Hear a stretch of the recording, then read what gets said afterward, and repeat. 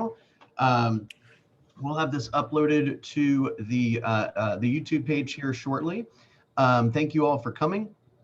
If you're in a place where you can turn on your video, that would be much appreciated.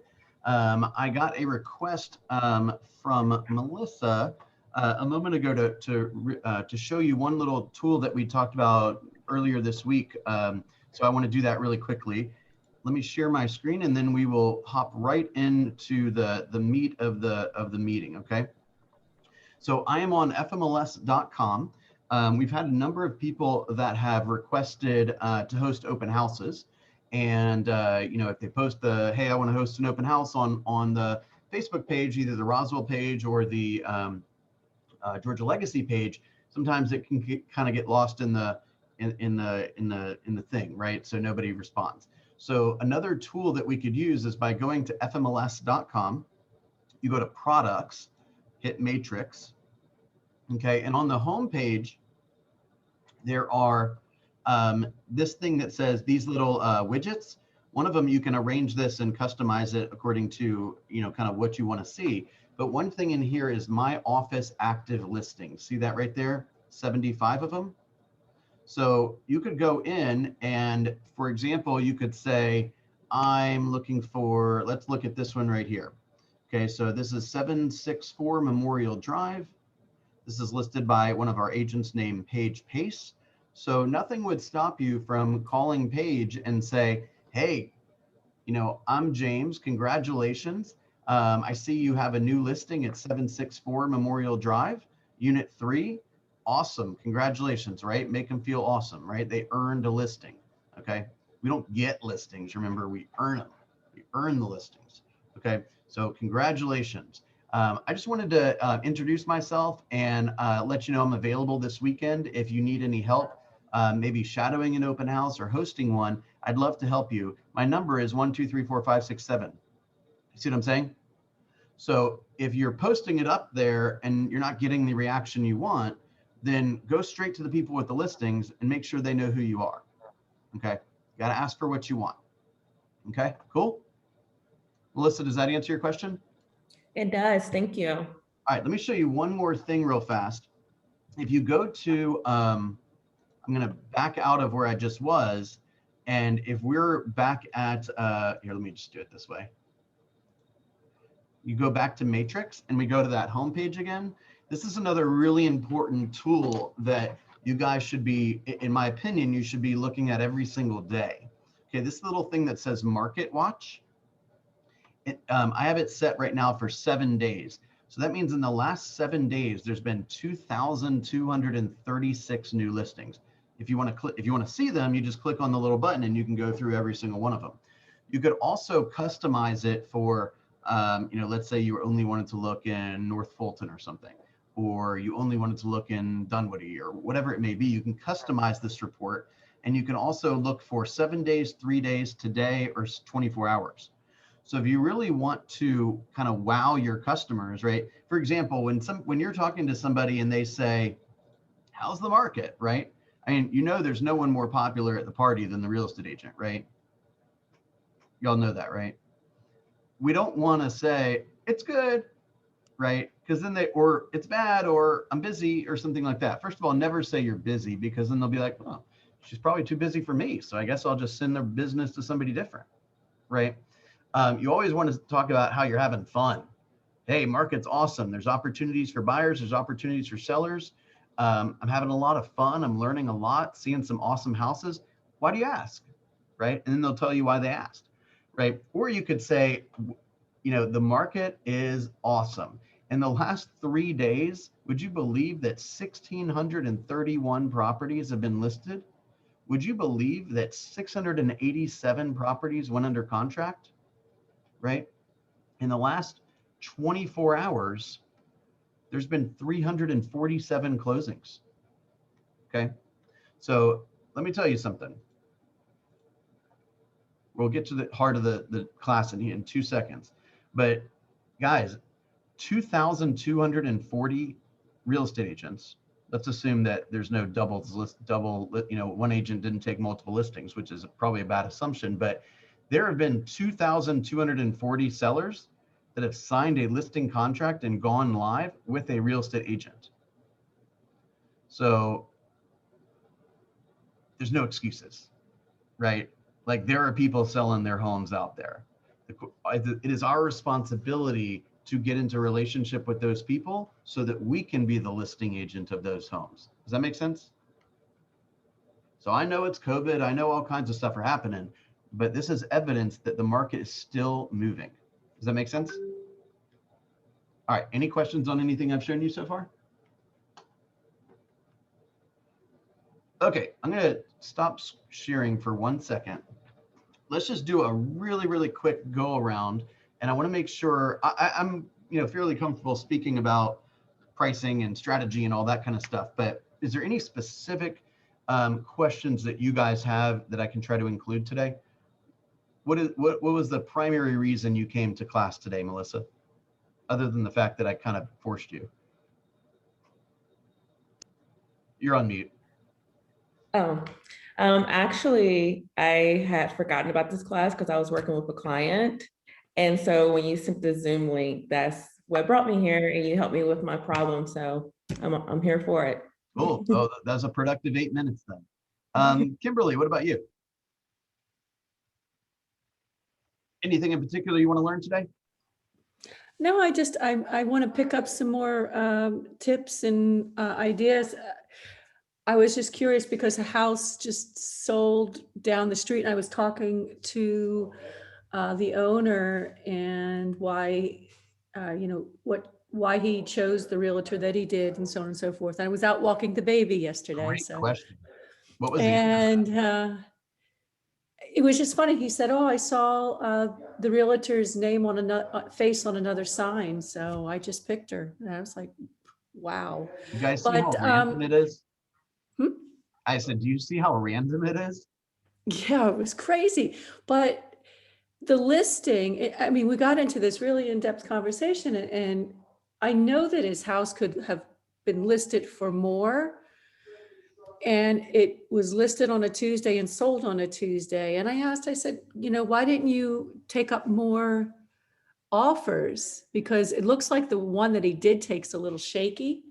So now he has a backup, and it's a VA, and he's not so happy about that one either. Well, if he wasn't happy about it, he shouldn't have taken a backup offer. Because if the first deal dies, then he's automatically under contract with the backup offer. If he didn't like the second offer, he shouldn't have signed it. Yeah, I mean, so there was a lot of like that person. Yeah, just wow. So But it was interesting, the conversation, and just randomly why he did what he did and his thought process, and it sounds like he was relatively an uninformed client with a mediocre agent. was the same agent that listed my home. Yeah. Well, hopefully you got the best of them in terms of negotiation. Oh my gosh, Pam's here today. Pam, you want to just teach this? Just kidding. What'd you say? I'm sorry. I said, you want to teach this? No, I feel like I feel like I'm a teacher and I got the principal in the class. Hardly. I always want to hear what others have to say. Beautiful. Thanks for being here. Anyone else want to share what they're here for today? Make sure we kind of incorporate some of those ideas. Greta? Just to learn to be better at, feel confident in comps, because I've heard them done different ways, and like I kind of feel unprepared.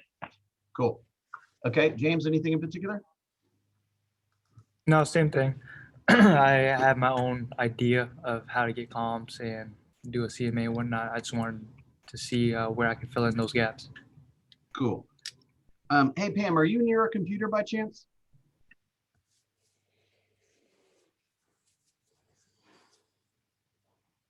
Pam? Sorry, it wasn't letting me unmute. No, I'm not right near one. Why? All right, so if you, I'm going to send over something. I'll do it a little bit later today from DS Murphy. DS Murphy is probably the premier appraisal company in town. And we have a real strong relationship with him. He's spoken at taught a bunch of classes and all that stuff.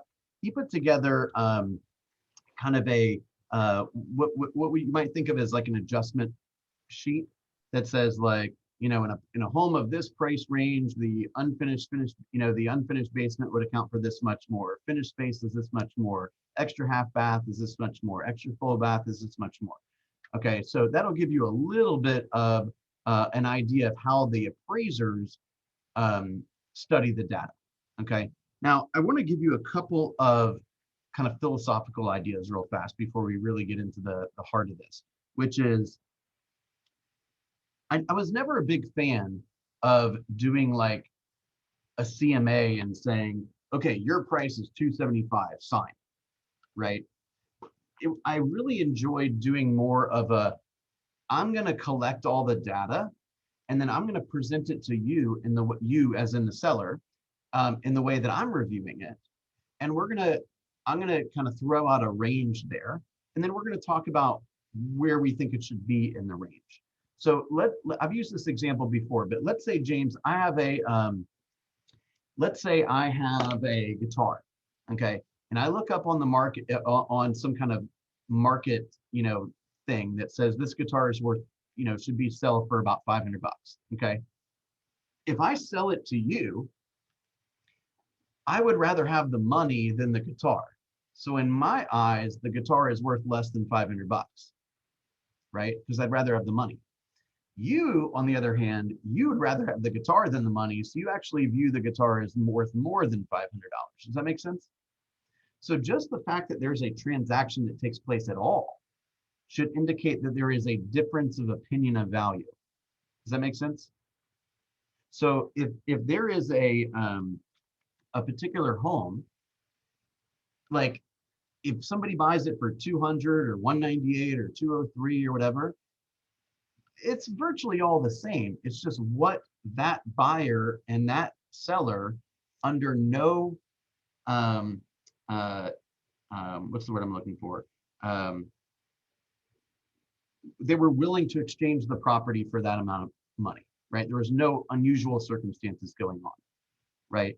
So there may be somebody that values something in particular. Let me give you another example. Here's a good example. This is a much better example than the one I was trying to come up with. Let's say that my mother lives in this home, and this home goes on the market, and everything in the world should say this home's worth $300,000.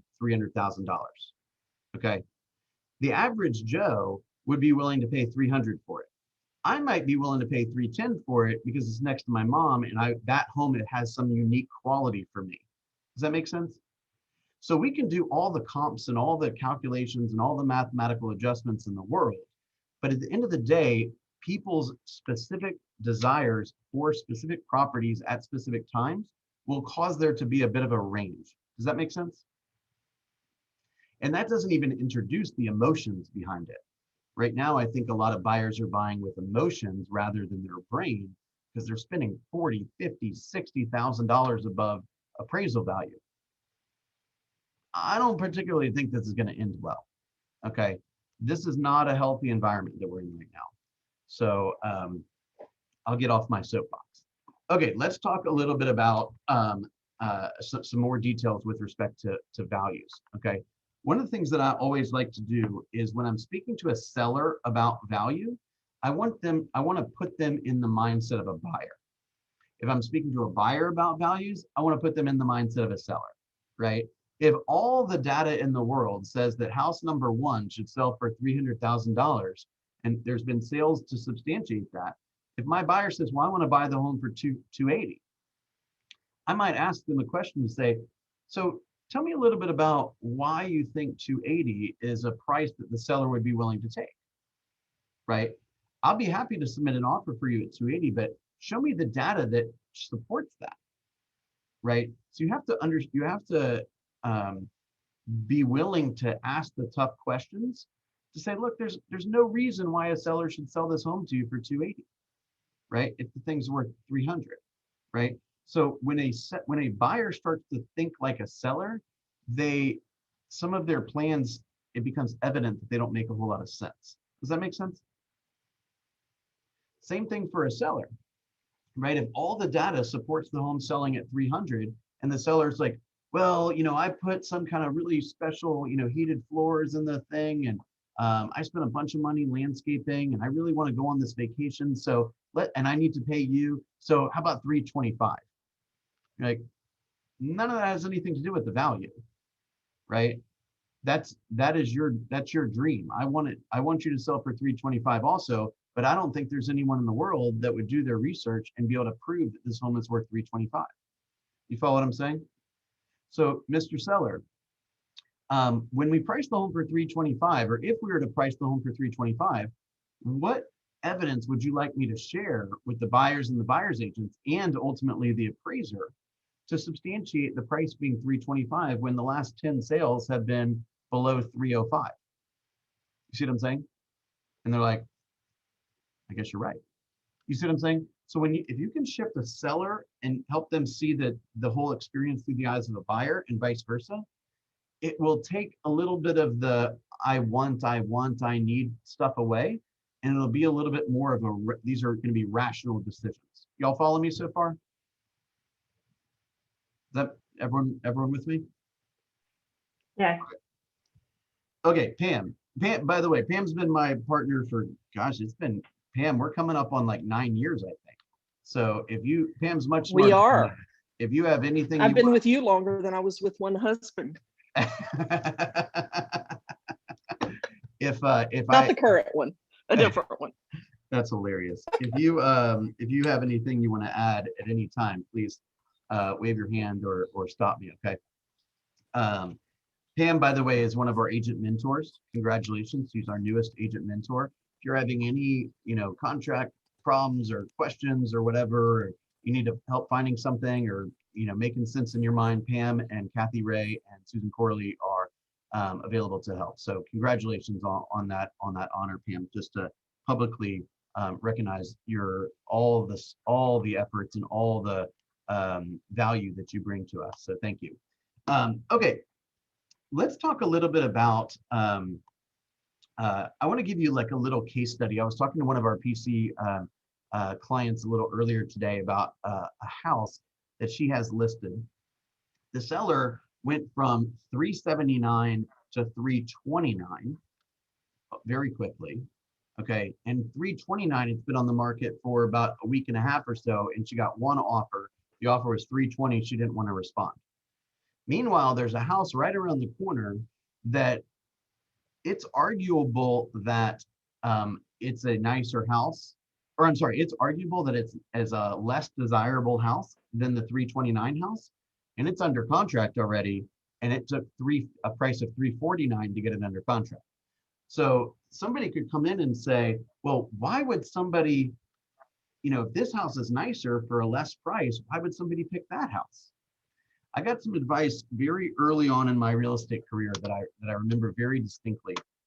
I went to a new home construction neighborhood, and I was there a little early because I didn't know much about the neighborhood and I didn't want to look like an idiot. And I had the lady walk me around, and she showed me something similar, right? It's a smaller home for a higher price and a larger home for a lower price. And I said, why is that one this price if I can get that one for that price? And she looked at me, she says, Bill, some people like salmon, and some people don't like salmon, right? So we got to remember that our job is not to tell our people what to do and what decisions to make. Our job is to collect the data and share it with them and interpret it with our professional opinion and guide them towards making the decisions that make the most sense for them at that time. Is that fair? So, if somebody needs a 2-story family room and the home has a 1-story family room and that's a deal breaker for them, that might be the reason why they pursue a different home that others might find less appealing, right? Okay, so let's say we have let me just talk for one brief second on pricing. That's kind of going to be the framework that I'm going to create here. So remember, when we stick a price, and by the way, if you ask 100 agents about this, you might get 100 different answers. I'm just sharing my experience, okay? When you set a price, you got to remember that nearly every single person is looking at the internet first for homes, okay? And all the popular websites and all the popular apps they have what's called price bracketing. Okay. So it might be, 300, 325, 350, 375, 400, 425, etc. Right. So you have to be really careful with this like 199.9 stuff. Okay. I don't think that's a strategic move. I think what's happening is if somebody can go up to 200, right? Then if you list your home for 205, your buyer might not see your home. And what ends up happening is a buyer's agent might say, okay, well, we're going to go up to 200 and here's the list of homes that are 200 or lower, and your listing at 205 is not on that list. So your likely buyer pool doesn't even know your home exists. On the flip side, if a buyer says, well, send me everything that's between 200 and 300, or 200 and 250, let's say, and your home's sitting there at 205, it's going to be the smallest home on that list. It's going to be the least updated home on that list. And somebody who can afford more than 205 will probably select a different home. If your home is right on the nose 200, it'll be on both lists, meaning on the internet, you will have more exposure. Okay. So I'll give it to you, like if the data is maybe like, 240-ish or 238-ish or something like that. I think 239.9, for example, would be an acceptable price. Okay. But if all the data in the world says it's worth 253, I'd probably price it at 250 because that's a major boundary that people will want to see homes above or below. And Bill? if there's no sign, if all the evidence says it should be 253 and you listed at 250, you'll get multiple offers and eventually get 253. Go ahead, Pam. Yeah, I was doing it, making sure, trying to do my best to make sure things were on the $25,000 marks, because that was when I had previously looked. That was how Zillow and those places did it. And as much as I hate Zillow, that is heavily advertised, and that's where people look. That's right. And they now do it on the 10,000s. So I still wouldn't do, 329, 320, 38, 339.9. Okay, I like that. Thank you for sharing that. So that even goes to support me even more. Price on the nose. That's my recommendation. We're not selling t-shirts here. We don't get any extra stuff from pricing it for $9.99 or something. We're selling houses. Okay. So 10,000 price brackets, be on the price bracket. That would be my opinion. Okay. Now, in my opinion, there is no way to underprice a house. Okay. The second you put it on the MLS, all the people in the universe that are interested in a property like that will get an instant notification letting them know it's happening. If you are even remotely in the market for a home, you've got some form of an instant notification set up with Redfin or Zillow or KW app or whatever it may be. Okay. So if you post something online and it's been 6 or 7 days and you hadn't got an offer or you're not under contract, as chart masters would say, you are overpriced. You need to realign the price. Okay. All right. So those are some of the kind of the overarching philosophies on pricing, making sure that we understand that it's a range, right? That there's a little bit of variable between what one buyer might be willing to pay versus another buyer. We want to put it out there with the most appropriate price as first, right? And make sure that it's priced on one of the price brackets. So if we look, I've got the Chartmasters data pulled up. We're going to do a Chartmasters talk on Monday in the PC group, but I want to share one stat with you really fast, which is if you price your home over, this is the overall market, okay? If you price your home correctly at the beginning, meaning you do not need a price reduction to get it under contract, then you will receive 100% as a median of your listing price. If you price your property incorrectly, meaning you do need a price reduction in order to get a contract, the overall market says you will get 93.3% of your asking price, your original asking price. So most of us are dealing in the $300,000 and $400,000 price neighborhood. So that's a 6.5% difference. We're talking $20,000, $30,000 difference, maybe more net dollars in your seller's pocket, and it all functions on whether you priced it right at the beginning or not. Okay. Similar statistic. If you price it correctly, meaning no price reduction is necessary, the median number of days that home will be on the market is 7. If you do not price it correctly, the median number of days that the home will be on the market, including the time it was, price reduced and then the market responded, is 93. So, Mr. Seller, would you prefer to make your bed and clean your kitchen counters and, empty the dishwasher 7 times or 93 times, right? So they really need to understand what pricing will do, what incorrect pricing will do at the very beginning, okay? And again, you can't underprice a home. If I were to say, hey, here's a $200,000 home, I'm gonna list it for 190, you're gonna get killed with offers, and the person that gives you the most money, that's what the property is worth. The property is worth exactly what a ready, willing, and able buyer is willing to pay for it. Follow all those ideas? Greta, it looked like you had a question. I did, and let me think. It's around, you're saying that everyone has Redfin and Zillow and everything. So I know that one of our marketing points has always been that agents bring buyers and the agents look on the MLS listings. Okay. So there seems to be a little bit of there's something a little off with that, because if my buyers, I'm trying to convince someone who's saying he wants to sell it on his own. And if I'm telling him that, everyone's going to get notified by Zillow and by Redfin, then he's like, what do you need? What I need you for? Well, can you find, has he listed his home with is his home available on those sites? On those sites? It can be. But, well, what do you mean it can be? When he lists with you, it can be, right? But what Yeah, if he's trying to sell it by himself? Will it be on those sites? You can put it on those sites as a for sale by owner, right? Sure. How's Yeah. that going for him? Well, he hasn't listed yet, but that's his Well, plan. here's the And I'm trying to get I think Greta's just trying to have to be able to handle that objection if Yeah. it comes across, right? Pam, what were you going to say?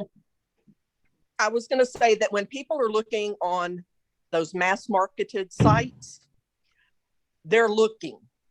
When people are getting information from FMLS, they're interested in buying. So I like the way you said that. So in this particular situation, Greta, what we're finding is it's true. There's not a lot of, we got a bunch of agents that are calling for sale by owners, right? And they'll talk to a for sale by owner and, make it seem like, hey, if you don't list your home with a realtor, then there ain't a chance you're going to sell the home. And they call back 3 days later to check in, the home's under contract, right? So we've seen that happen. There's a big difference between selling your home and selling it in a way that you're going to, be protected and net the most number of dollars. So Mr. Seller, I got to be honest with you, I'm not all that worried about whether you're going to sell it online. Okay, if you've got a sign in the yard and you might be on a couple of these random sites, you probably will get a buyer. That's not the most important thing, though. The most important thing is you get top dollar for your property and that you don't take any unnecessary risks and that you are protected in a number of different ways from the very beginning to right now. So why does he need you? He needs you because there is a good chance that if he doesn't have an agent, he could have disclosure issues, he could have legal problems, he could give away more than is necessary. He's basically saying that I'm willing to pay a professional to negotiate against me, but I'm not even interested in paying for my own representation, right? And I will also add, before I became an agent, I sold a home for sale by owner. You get tons of tire kickers. You don't know who's walking through your door. And when you have it listed, they are with an agent who's at least spent more time with them, and hopefully they're pre-approved. So somebody has, said, yes, they can purchase this home. They have the, financial ability to do that. The people who come looking at for sale by owners, it might as well have been an open house. it's just anybody who wants to come. They call you and act like they're interested and they want to come by. Yeah, in Bold, they used to talk about the 4 types of people that go see a for sale by owner. The first type of person is a motivated person that has a big time crunch, right? Like, hey, I'm coming into town to buy a home this weekend, right? They are not driving around looking for sale by owners. They are working with an agent, and agents are not looking when a buyer says, hey, send me all the homes in Roswell between 400 and 500. They don't send them. The agent doesn't drive in, up and down every single street in Roswell, just double checking to make sure there's not a FSBO. They go into FMLS and they send them matches and they move on, right? So the chances of the FSBO being a target for a ready, willing, and able buyer who needs to buy something quickly is pretty small, okay? Then you have the person that might be a first-time buyer, and they're very serious, yet they have lots of questions and they're really nervous, and so they hire a real estate agent as well. And again, the real estate agent is not going to drive up and down random streets looking for FSBOs, nor are they going to go on forsalebyowner.com just to double check. They're just going to go in MLS, okay? The third type of buyer is an investor, okay? They actually pride themselves on for sale by owners because they're basically raising their hand saying, I don't have a professional watching over me. So there's a good chance that I'm going to be willing to agree to terms that are a disadvantage for me. So come on, give me a low priced offer. I might not even realize it, right? So the investors are looking for a deal, right? You're not going to buy at market value. They want to buy below market value. So is that the type of person that you'd like to sell your home to? Probably not. Okay, who's the fourth type of buyer? Like Pam alluded to, is what they call the looky-loos, right? These are the people that, yeah, they want to buy a home, but maybe they don't qualify for a home, or they haven't been able to convince a buyer. Like, let's say I'm unqualified. I don't have the down payment, or my credit's not good or something like that. And I call Pam and I say, hey, Pam, show me some homes. And Pam says, well, just, tell me a little bit about your financing. Have you met with the lender? I say, oh, no, I don't need a lender. I'll find a lender once I find the home, which is a big red flag, obviously. And Pam, as a professional, will say, no, that's not how this works. And then we part ways. And I, who can't find a realtor to work with because I'm not qualified, go, look at homes with for sale by owners. Not to mention the fact that you don't have the security in place of a lockbox, and you're not doing any type of screening to see if you're letting a criminal in your home or any of that kind of thing. Not to mention the fact that these are busy people and they're off living their lives, and every time somebody wants to see the home, they got to cancel dinner, or come home early for work or something like that.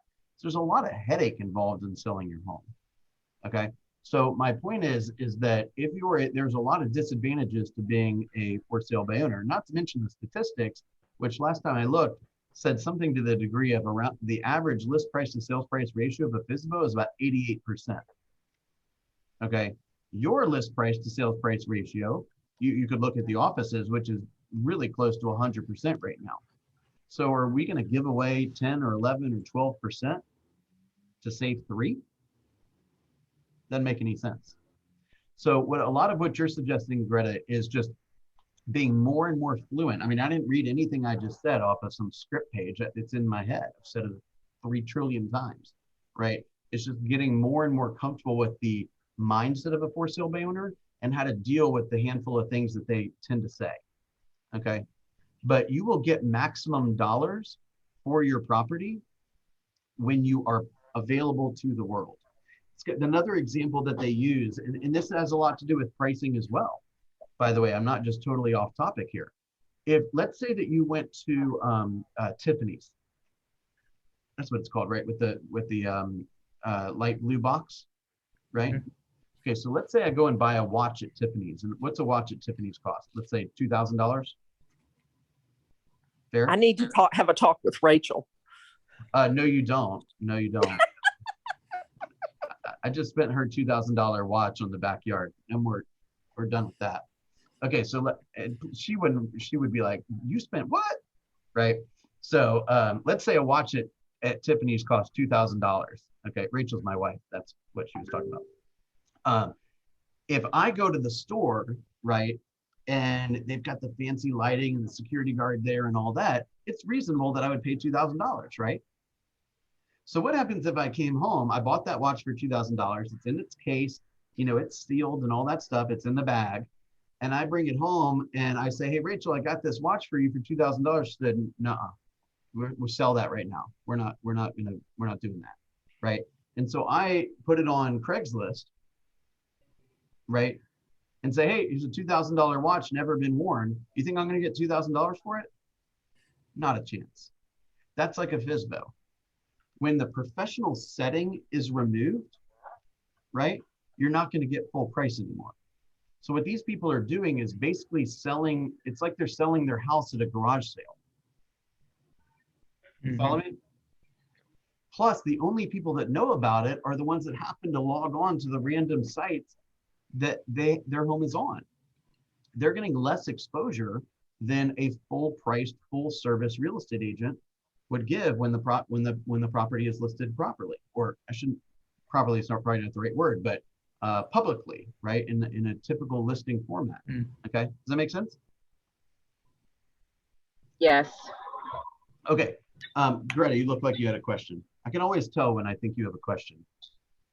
No, I'm actually just processing and taking notes and just trying to absorb. Okay, well, we're recording this, so if we need to rewatch it later, we're more than happy to, okay? This is a slide, just while I got this pulled up. This is probably my favorite slide in all of Chartmasters. This is the first slide I always look at, okay? Of 100 finalized listings, this is first quarter of 2021, okay? 13 of those properties did not sell, okay? That is likely due to overpricing, okay? Of the 87 that did sell, 21 of them needed a price reduction to sell, and 66 of them did not need a price reduction to sell, okay? Those that did need a price reduction to sell, this is all over the market, Metro Atlanta, all the price ranges. It took 93 days, and you got 93.3% of your asking price. If instead you priced it properly at the very beginning, you will get 100% of your listing price as a median in 7 days. So when you're speaking to a client and they want to sell their home, or they want to say, well, let's try 325 and see what happens. Now we're in a crazy market right now where 52.9% of properties are selling at or above list price. You may get surprised, right? You may put a $300,000 home on the market for 325 and they get it because it's that kind of a market right now. But in normal circumstances, right, what's going to end up happening is let me see if I can find the sheet really fast. Sorry, I'm giving you like a headache probably watching this. But the most activity that you're going to get on a home is going to be at the very beginning of the listing period. And then 2 to 3 weeks later, right here, the most activity that you get is in the first 30 days. See how much activity is? Property sold. As soon as you go past like week 4 or so, ain't nobody looking at the home anymore. So if you're the wrong price up here and you finally get to be the right price here, people already look at it and it's like, oh, that house is stale. I've been looking at that 6 times a day. Follow what I'm saying? Wait, I just realized that I'm not sharing my screen. Nobody told me that. I was just about to ask you. Hang on. You guys are cracking me up. See that? All the activities in the very, very beginning. This is a slide that I would have color and laminated on every single listing appointment I went on. Oh, well, you're telling me everything is at 300. I really want 325. I completely understand why you'd want to maximize the number of dollars that you put in your pocket. And believe me, I want that for you too. Do you mind if I share a concern with that strategy? And you pull out a nice little laminated piece of paper that says, if we screw up on the beginning with the pricing, instead of getting 100% of your sticker price, you're going to get 93.3%, if you're lucky. And I would venture to say that slide has, we've had that for a long time. Oh, in this market, it's 2 weeks. Yeah. Maybe even 1 week. And I remember there was a time where and we're starting to return to this, let's say, Pam, you want to list the home at 300 and as a listing agent and I'm the seller and I want to list it at 325, we put it on the market for 325. It may ultimately, the value may appreciate enough where it ultimately sells for 325. So guys, I cannot stress to you enough, you've got to study the market daily, because this is a crazy environment that we're in right now. When I started, the month of supply was like 16 months of supply. Like literally we could go look at a home and be like, all right, we'll add it to the list. And then 4 months later, we're still looking and that home's still available. Now you're like, hey, I'm going to go inside and go to the bathroom and think about it. And by the time you come out, there's already multiple offers. You see what I'm saying? You ain't got time to think anymore. I wanted to know if this. Hey, Bill. Yeah. What slide was I forgot that the slide with the stats on, you know, where they break it down on. There's y'all got a name for it. It's like game board or something. Yes, that's the phrase that they've used. This slide right here that I'm showing you is slide 69 or page 69. Which one? The game board slide. Hang on one second. Let me get back to that. I'll tell you, it's usually at the very bottom of Chartmasters because all the data above is supporting what he summarizes in that that one it's slide. Right here. This is slide 24. 24. Okay. This is probably the very favorite slide. Buyers and sellers need to see this. Okay. And as I'll go ahead and throw this out there. When you're talking to a buyer, you have a buyer prospect. Remember, in the buyer consult, you have to let them know how to be successful. Hey, I want to let you know a little bit about the market, right? Here's some data about the market. Over half of homes are selling at or above list price. If we were to find the perfect place for you, and you ultimately have to pay list price or more than list price to get it, or cut down your contingencies or completely eliminate them, or buy the home as is, or put 2 or 3% earnest money instead of 1% earnest money. Are you prepared to do that, right?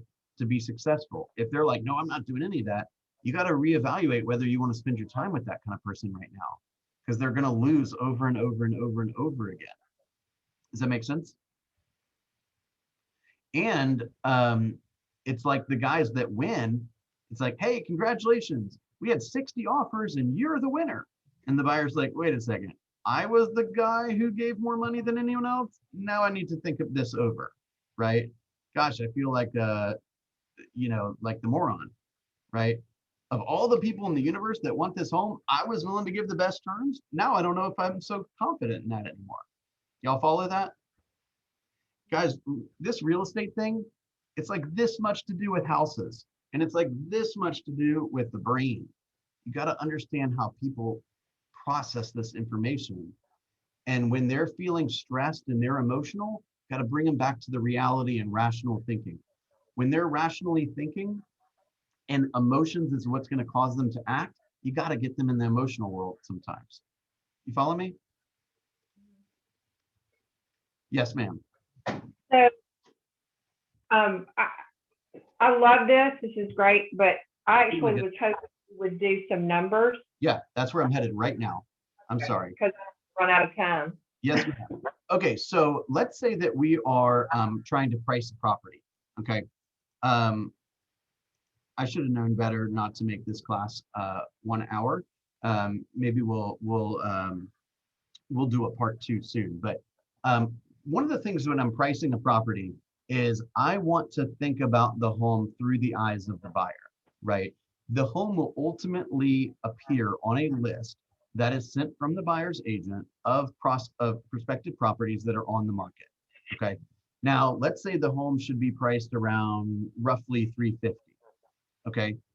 What I'm going to do is think to myself, what else is my buyer going to be looking at, right? What other properties will they consider or see prior to moving forward with my property, or prior to deciding if they even want to see my property? Okay. So what I would generally do is go, I'd probably start by keeping it really broad. So I'd get a little bit of a good overview of what the market is like. So let's say, for example, we have a property that, you think of a good way to do this. Let's say it's in Roswell High School District, and it is priced around 350. So I would probably do this. I'd say now active properties that are between 3 and actually I should probably increase the price. So let's say it's 450, right? So between 400 and 500 in the high school district, Roswell High School District, active properties, let's say it's a single family home, so I'll get rid of attached here. Active homes, there's 11 homes. So without getting too in the weeds here, I'm just going to familiarize myself with the market a little bit below where I expect it to be listed for and a little bit above where I expect it to be listed for. What I'm trying to do is isolate properties that are more impressive than the subject property at a certain number. What? Oh, beautiful. Thank you. So let's say I'm thinking it's 450. What I'm looking for is homes that are priced at 450 or higher should be more impressive than the home I'm thinking about. And properties that are a little lower, let's say 420, 430, 440, should be less impressive. When I say less impressive, what I generally mean is smaller, older, less updated, that type of stuff, right? Generally speaking. So I'm trying to bracket what I'm looking for. So if I've got a subject property and I know that my prospective buyer could consider this property, is this property nicer than my property? Yes or no? So this one's been on the market, it is on the market for 500,000. Remember, see this little thing here that says, it's like a little time clock that says listing history? This tells me, okay, well, on the 14th of April, so 2 days ago, it was listed. So the 8 billion people that live in the world could have bought this home over the course of the last 2 days. So it doesn't tell us a whole lot. What we know is it's brand new to the market, right?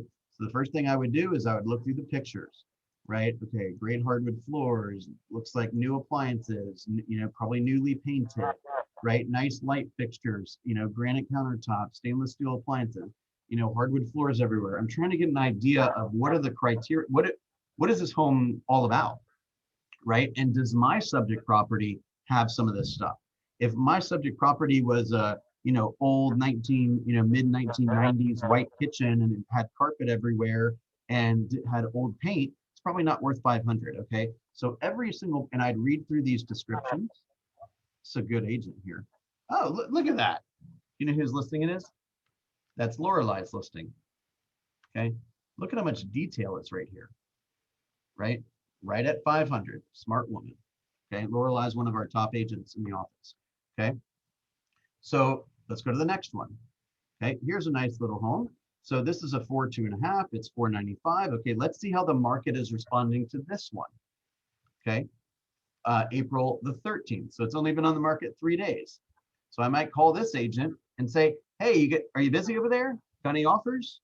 You know, have you had a lot of showings? What I'm trying to figure out from another person that's already gone out onto the market, how is the market reacting to this listing? So we're going to find out how it's reacting to this listing by either seeing how quickly it's selling or how not quickly it's selling, or simply by calling the agent and say, hey, you getting a lot of activity? You got a beautiful listing there. Are you getting a lot of activity priced at 495? And because you're a nice person and you're not giving anything away, say, yeah, getting a bunch of showings. And you may have an agent that's like, no, gosh, can't get the seller to lower the price. You see what I'm saying? So now you know the market's rejecting this listing, not this one in particular, but if that was the case, at whatever price it is. Make sense? Okay, so let's keep going. So here's another property, 140 Kings Mill Court, right? And then you start to understand here's one that says sold as is, needs TLC, right? So we can look at some of the pictures here and see, well, how bad is it, right? Well, oh my gosh, look at this, right? Bad pictures, that's a start. Right, so this property, how is the market reacting to this property? It has been on the market since March 11th. Okay, so what can we tell about that? This property is not worth 490. It's not. There's 8 billion people in the universe and not a single one of them wants to buy this home for 490. And they've been trying or over a month. So 35 days or roughly on the market, it's being rejected from the market, meaning this price is not appropriate. Okay, y'all follow that? So what we have to do is we're basically evaluating every single active listing, trying to figure out, are they, it's almost like they're like they're like the weatherman, if you will. Like they're going out there, they're feeling the weather, and they're telling you whether to bring a raincoat or not, right? They're like, hey, market's great at 500, or hey, this one don't work at 475, right? And then you get a chance to take in all that knowledge and then position your property in the best light. Okay, 595 Hembry Drive or Hembry Road, right? How has the market responded to this one? Right, this one was March. This is a good example here. Okay, March 19th, they tried it at 470. And then April 15th, they lowered the price to 465. Not that that's going to make a hill of beans, it's barely 1%. Right, what they should have done is lowered it to 450. Okay, glad that's not one of our agents.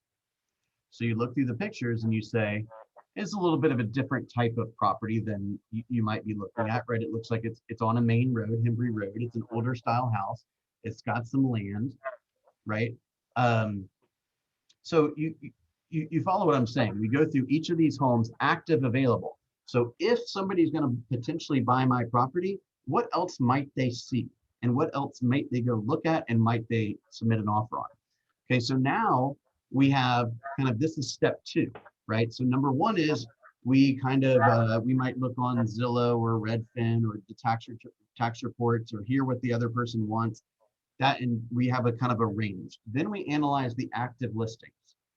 Then what we can do is we go back and say, okay, forget about the actives. Let's look at the closed units. So 77 matches in the last 180 days. So maybe we lower that to 90 days and we see that didn't change much. 86 properties. So we can kind of scan through this pretty quickly and say, hey, which of these looks most like the subject home, right? Is it a home that looks like this, or is it a home that looks like that ranch that we just looked at on Hembry, right? And we start to look to say, hey, these 4 3s, 4 2.5s, this is how the market reacted. Okay, this one, for example, they started on November 11th, 515. I'm sorry, started on October 5th, 515. 6 weeks later, lowered it to 509, and then it closed a month after that. So we can see, well, how did the market react to the initial price, and how quickly did they have to reduce the price in order to get somebody? And then you can compare that property, all the features and benefits and upgrades and size and footage and all that kind of stuff, to better position your home to get the to attract the customers. But remember that looking back, that was a different market 3 or 4 months ago, right? There was a month and a half of inventory then. Now there's barely 2 weeks. You see what I'm saying? So you got to look at it from a sales perspective and kind of think about a range, then look at it from an active perspective and kind of think about a range. And then I like to give this data. I might send the list of actives to the seller and say, this is your competition. Your home will appear on a list just like this. Where do you think it needs to be priced in order to be successful?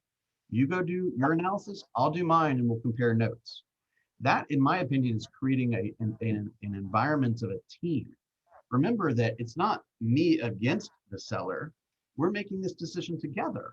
I don't want them to like just take my advice and sign the paperwork. I want to have an adult conversation around it, right? Pam and I, for example, a couple months ago, that's closing today, isn't it? Isn't that right?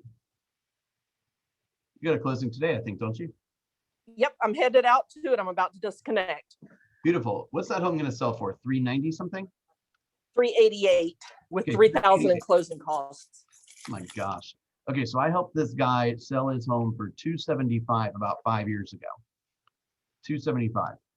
The guy who bought it called me a couple months ago and said, I'm ready to sell. I said, what are you calling me for? Right? He had an agent. He said, I didn't say it like that, but I said, hey, I got it. I'm so curious. Why did you call me? He says, I called you because I remember the way that home showed. And if that type of person hired you, that's the kind of person I want, right? I said, okay, cool. So we get, so Pam goes out there and says, hey, I think this home will probably be around 350. Okay. And they had to do a couple little things in order to prep it for sale. And we said around 350, we'll review the data one more time before we finalize the price, which is very smart, right? In the couple weeks it took to get the home ready, there's data that says this home could sell in the 380s or 390s. Isn't that about right, Pam? Did I explain that story well? Yeah, it was a little longer than a couple of weeks. I met with them in January, and then and we listed it mid-February. Okay, so but yeah, more houses had sold that upped the price on it. And she even said, I don't want to go higher than 380 because I know the house down the street sold for, I think it was like 370, and they had redone the bathroom in that house, and theirs didn't have the redone bathroom. Well, the fact is that home down the street was not available when this one became available. So you got to kind of think that through too. Is you can only, somebody's like, well, that guy got this. It's like, yeah, but that's not available right now. And so you only get to choose from what's available. So if I showed you those 11 homes, if you took each 11 home and said, hey, it's got this type of feature and benefit for this price, versus home 2 with this types of features and benefits for that price, and on down the road, which one is the buyer going to get? Which one is the buyer going to be most attracted to? Does that make sense? Guys, price is everything, right? If you say something like, hey, here's this great house, it's in a neighborhood where all the sales are 350 and it's got a super steep driveway. Okay, most people don't like a super steep driveway, right? And I say, hey, the home's 350, and it's like, yeah, but look, all these other homes are selling for 350 and you got a super steep driveway. It's like, oh, how about 250? They're like, I'll park on the street, right? So when somebody says, I don't want this house, or it's too big or too small, or not this or not that, what they're saying is, I don't want it for the price, right? Hey, 350, this home doesn't have a roof. Okay, well, it's 250, like, I'll put a roof on myself. You see what I'm saying? So price fixes all the objections.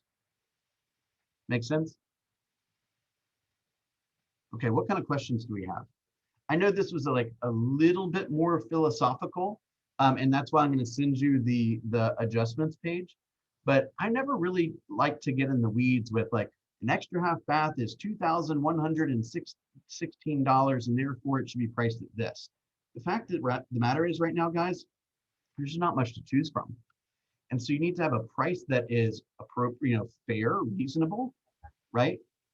That is grounded in the reality of what it's competing against and what has happened most recently, and then let the market set the exact price. Does that make sense?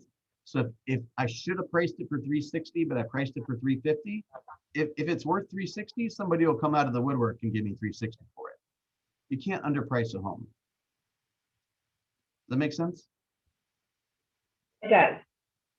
I know that sometimes people have pulled the tax records. Why would I pull the tax records? How does that factor in?